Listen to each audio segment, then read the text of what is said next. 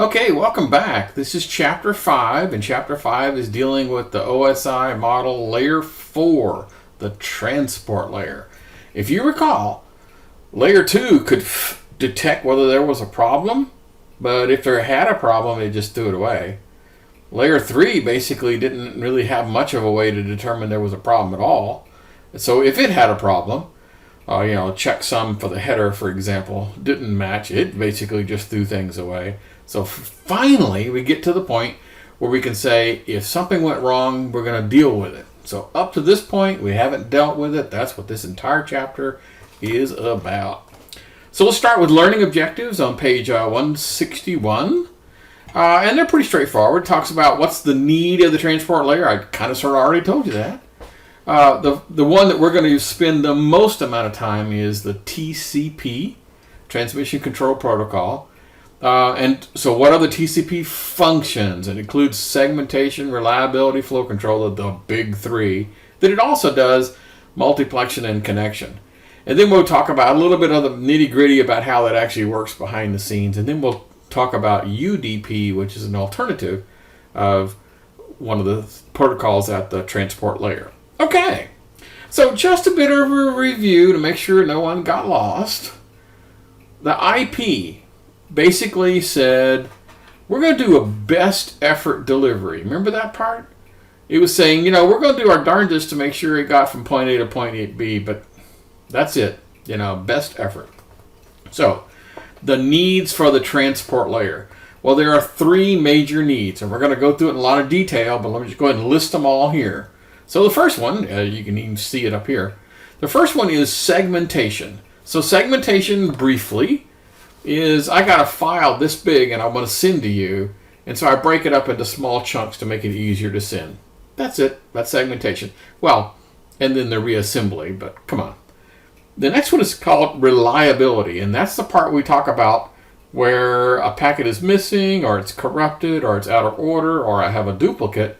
That's what this guy does. This guy says, hang on a second, I didn't get that. Could you send me that one more time? Okay. Third one is multiplexing, and this is a strange use of the term multiplex, because typically up to this point, multiplexing has been multiple conversations on the same wire. Remember that? That's not exactly the terminology, the definition that they're using at this point. In their context, in the context of TCP, it is more like I need to add a code that'll let the destination figure out how to deal with this particular packet. So it's directing packets to their most appropriate service. It does do two other things. Let's just hang on. So reassembly so not just segmentation, but also reassembles them. It handles packet loss plus duplication plus corruptions. Okay, and then another feature that it's kind of cool. It negotiates transfer speeds. It allows the two machines to talk. It says, I'm going to send you a bunch of stuff. Well, actually, the first thing it says is, hey, dude, how much stuff can you take? And if you're a wimpy little machine, you can say, oh, man, I can't take very much. And so it'll start sending you data in kind of small chunks. If, on the other hand, you say, oh, no, I'm a robust machine over here, it goes, great! Well, here's 15 packets all at once.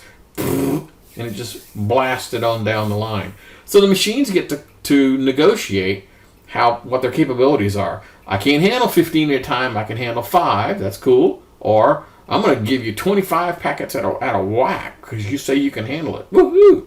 So it's all about negotiating those transfer speeds. So there's a figure here.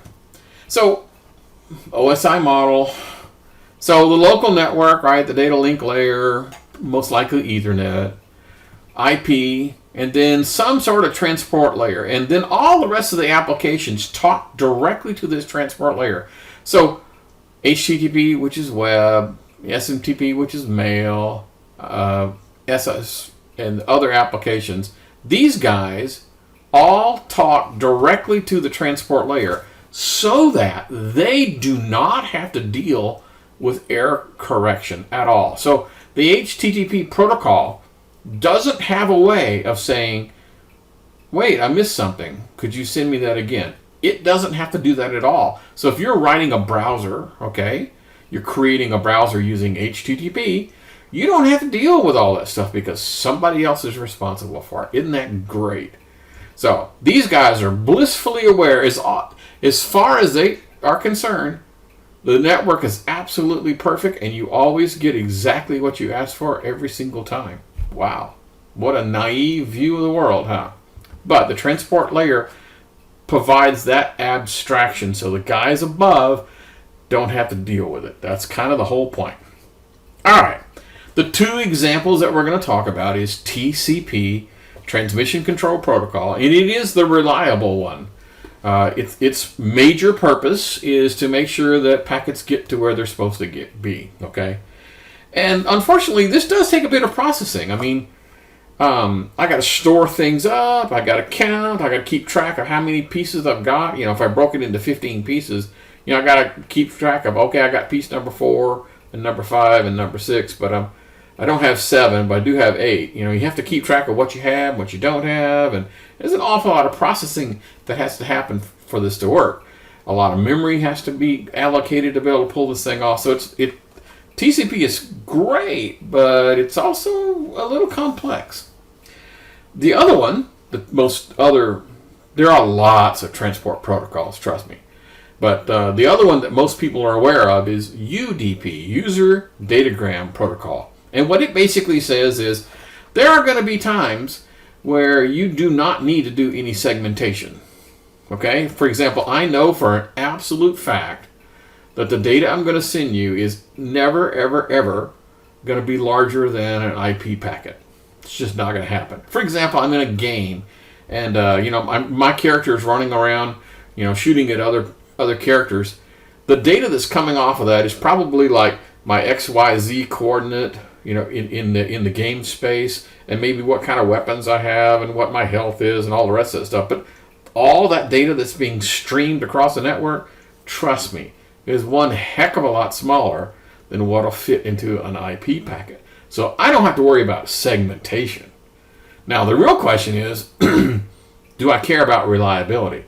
Sometimes there's a trade-off, and you can say, I don't care about reliability at all, so I'll use UDP. Or I'll say, look, I really do care about reliability, but I don't want you to do it. I'll take care of it myself. So this other application up here basically says, thank you very much for your support. I'll take care of it. And that's perfectly okay for this guy to say that I'll just use UDP and I'll take care of my own error correction my own way. You don't have to worry your pretty little head about it. Okay, that's kind of the difference between TCP and UDP. Perhaps segmentation is not required. Perhaps reliability is not required. And because those things are not present, it's also a lot faster because there's a heck of a lot less there's practically no complications involved. There's no memory being consumed. There's no processing. It's not doing any segmentation. It's not keeping track of any point, pieces and reassembly and not doing any of that. So it's about as bare bones a protocol as you can possibly get. So it's cool if you want to go super, super, super, super fast. You might want to consider using UDP. Okay. On page 163, they dive deeper into what everyone calls the TCP/IP, which is TCP over IP, right? So let's talk about sending data. Let's say that, well, first of all, I've got a chunk, a big file. I got a 50 megabyte file, and I want to send that down. What is the largest amount of data that an IP packet will hold? We did not actually cover that in the previous chapter. Perhaps we should have. But the answer is 64 kilobytes. That's how big an IP packet can hold. So if I have a 50 meg file, then I definitely have to break it down into smaller chunks. So what size chunks do I break it into? I break it into the largest chunk I can, which is 64K. So TCP, unless you tell it otherwise, is going to take a big file and break it up into 64K chunks. Okay. So now let me ask you.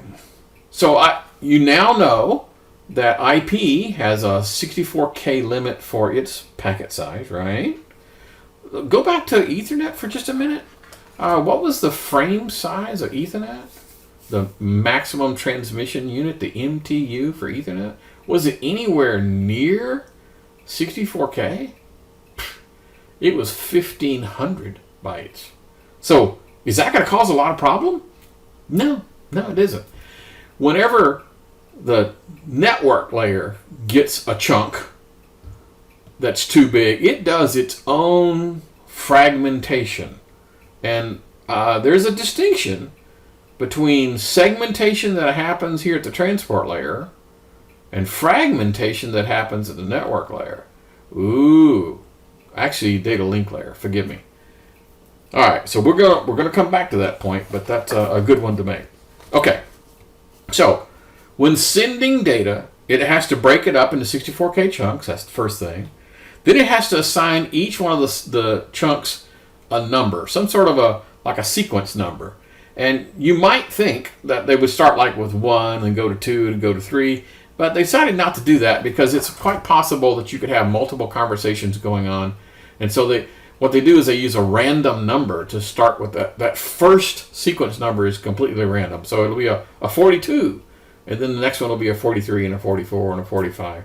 It's sequential after that for these numbers. Okay. And then after it's done that part, it just passes it down to the IP layer and say, dude, send this on the wire for me, please. And so it does. Okay? Cool. The receiving end. So the receiving end gets an IP packet coming in of 64K. And it has to store it someplace until I get all of the pieces of the puzzle. And then after I got all the pieces of the puzzle, I can bolt them together and pass them up to the other layer. But that means I have to have enough memory in my transport layer for that entire 50 meg file to exist temporarily as each individual 64K chunks. So let's see, there's an awful lot of processing and an awful lot of memory going on here. Okay, so after it reassembles the pieces, it just fires it back up to whoever asked for it. Like in this case, the HTTP may be doing the asking. All right, so a good way of describing what TCP does for a living is sort of like a project manager. If you said, I've got a project to, build a bridge. It doesn't matter what the project is. You have, engineers, and you got construction contractors, and you got architects. You got all these people, but you really need a project manager to kind of orchestrate it all, to make sure that all the parts show up, everything happens. It's the project manager. Well, that's kind of sort of what TCP does. It kind of acts like a project manager. That's kind of a strange analogy, but I kind of like it. Meaning that I'm trying to help IP get stuff from point A to point B, and I'm doing all the bookkeeping, so to speak, to make sure that all the parts arrive and nothing is missing, and I get all the if something is corrupted, I get another copy. It does all that bookkeeping behind the scenes. Kind of cool. Okay, they go a little bit deeper into the functions. So the big three functions, the big three is that segmentation piece, right? The reliability piece, and multiplexing, which I'll caution you for the second time, that use of the term multiplexing is not exactly what we're talking about. And then there's two extra ones. One is flow control, which is kind of like speed control, where, we negotiate between each other saying how fast can you take stuff. So flow control, kind of cool. And then the last one is a way of creating a connection and tearing a connection down. Okay, this is probably a good place to stop for the 15-minute mark, and we'll pick this thing up again in just a few.